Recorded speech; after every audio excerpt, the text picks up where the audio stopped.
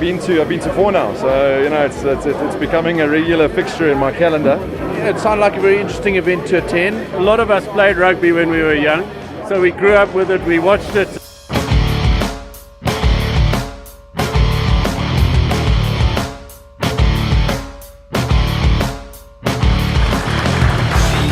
The Rugby Business Network started in the UK. It was started by an Irish guy called Colm Hannon who played some semi-professional rugby, and he's been very successful in tech and digital startups.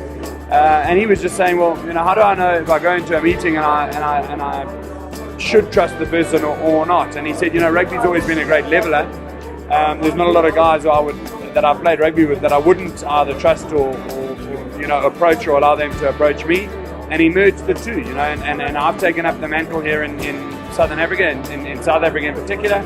It's grown very quickly around the world, and a lot of ex-players are buying in, and they're saying, well, I don't get another chance to be out there and network and meet new people. I just used to be a player, now I'm working for a company. I'm a bit nervous, but I've got a knowledge about rugby, I've got an understanding about it, and I can share that with maybe a little bit of insight with you about your business. I think that mixing rugby and business is a great idea, because I think most of South Africa loves rugby, and so many people out there are trying to understand a little bit more how to do business better. A lot of entrepreneurs in South Africa, and I think it's a great opportunity for them to come together in an environment where they have a common passion for rugby, and it's something where they can start a conversation and from there branch into the business side of things. And I think it's a natural icebreaker talking about the box or your favorite provincial team, which leads into one opportunity to the next. Etc. And he said, well, absolutely, I'm 100% in regardless.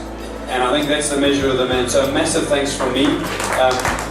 I think mixing rugby with business is always a good component as far as making a cocktail that's a winning success. And I think the principle that one learns in the rugby field can definitely be applied in the business world. It's the first one in Gauteng.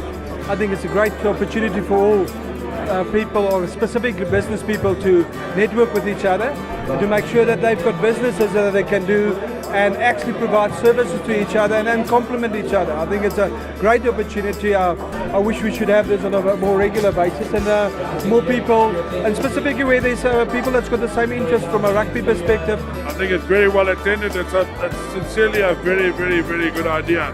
And I hope that businessmen can network through this operation.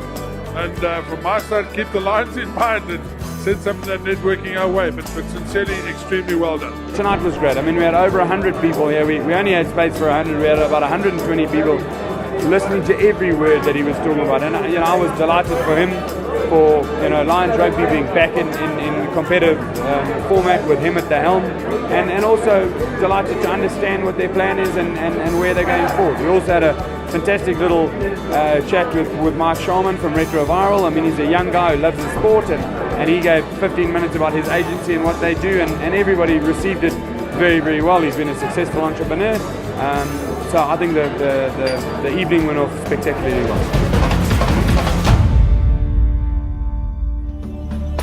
The Rugby Business Network would like to thank the owners and fantastic team at the Griffin Pub in Illovo, worldwide sponsors HSBC, Kevin de Klerk and his managing executive from the Gauteng Lions Rugby Union, and the iTech Group for providing gifts for all the speakers and participants.